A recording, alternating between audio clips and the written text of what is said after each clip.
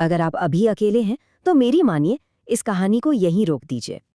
क्योंकि उस रात कैमरे ने जो रिकॉर्ड किया था वो बिल्कुल भी नॉर्मल नहीं था।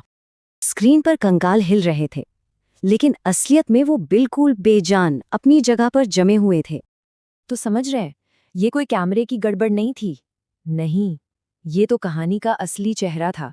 एक ऐसी ट्रेन की कहानी जो अपने ही अतीत को निगल जाती है।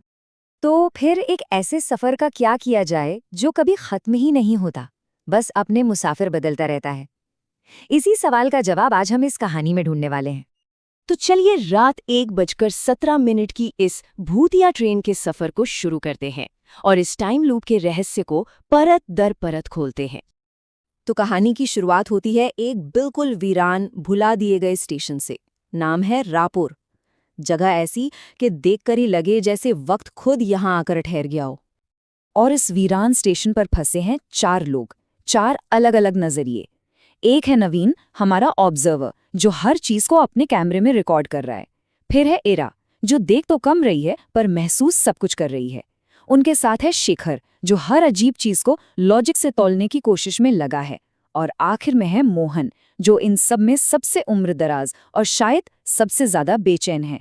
इन्हीं चारों की आंखों से हम इस खौफ को देखने वाले हैं। और फिर घड़ी पर नजर डालिए। ठीक 1:17। अंधेरे को चीरती हुई एक ट्रेन स्टेशन पर आती है। ये वक्त याद रखिएगा, क्योंकि ये एक बुरे सपने की तरह बार बार लौट कर आएगा। तो अब इन चारों के सामने एक मुश्किल चुनाव है। इस वीरान स्टेशन पर रुके रहें या फिर इस बेनाम अनजानी ट्रेन में चढ़कर अपने भविष्य को दांव पर लगा दें। सोचिए, एक ट्रेन जिसका ना कोई नंबर है, ना कोई नाम और ना ही कोई मंजिल, कुछ नहीं। और तो और इसके दरवाजे भी अपने आप खुल जाते हैं, बिल्कुल जैसे कोई उन्हें अंदर बुला रहा हो। और जैसे ही वो ट्रेन के अंदर कदम रखते हैं, कहानी का सबसे बड़ा खौफ सामने आता है।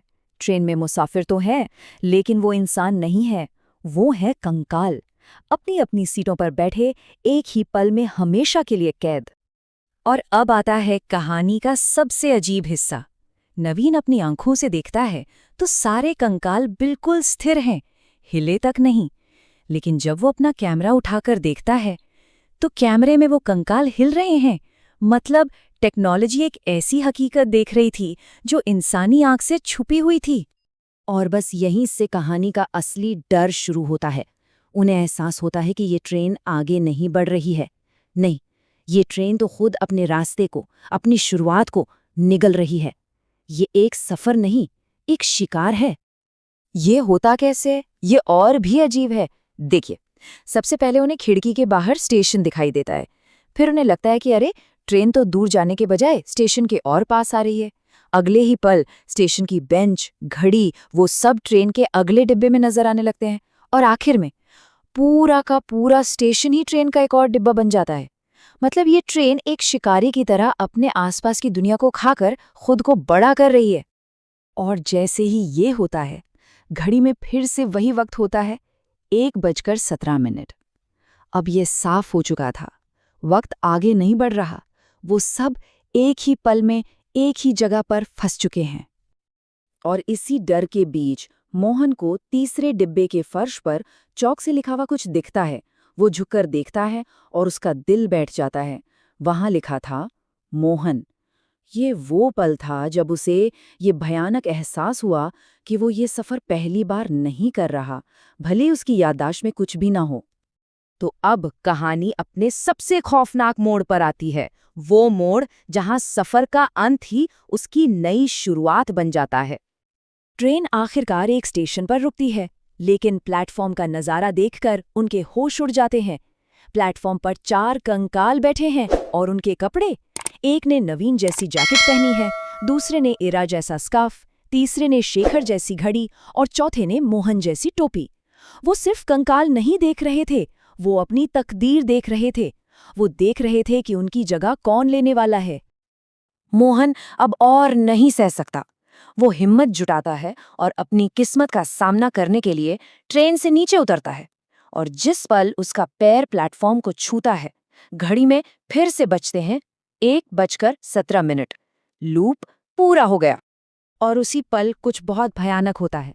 मोहन का शरीर तो प्लेटफॉर्म पर ही रह जाता है, लेकिन उसकी आत्मा, उसकी चेतना, वो खींचकर ट्रेन के अंदर उस खाली सीट पर बैठे कंकाल में समा जाती है। उसकी अपनी पहचान खत्म। अब वो सिर्फ एक और मुसाफिर है। और ये सिर्फ मोहन की कहानी नहीं है। ठीक उसी वक्त 1:17 पर एक-एक करके शेखर का तर्क दम तोड़ देता है, ईरा की उम्मीद खत्म हो जाती है और नवीन की सच्चाई बेमानी हो जाती है। वो चारों हमेशा के लिए इस ट्रेन के सफर का हिस्सा बन जाते हैं। नवीन का कैमरा हाथ से छूटकर जमीन पर गिर जाता है, पर वो रिकॉर्ड करता रहता है और उसका आखिरी फ्रेम जो दिखाता है वो इस कहानी का सबसे डरावना सच है। स्क्रीन पर है वही रायपुर स्टेशन, प्लेटफॉर्म पर 4 नए अनजान चेहरे और दूर से अंधेरे को चीरती हुई आ रही है वही ट्रेन। मतलब ये चक्र फिर से शुरू हो चुका है।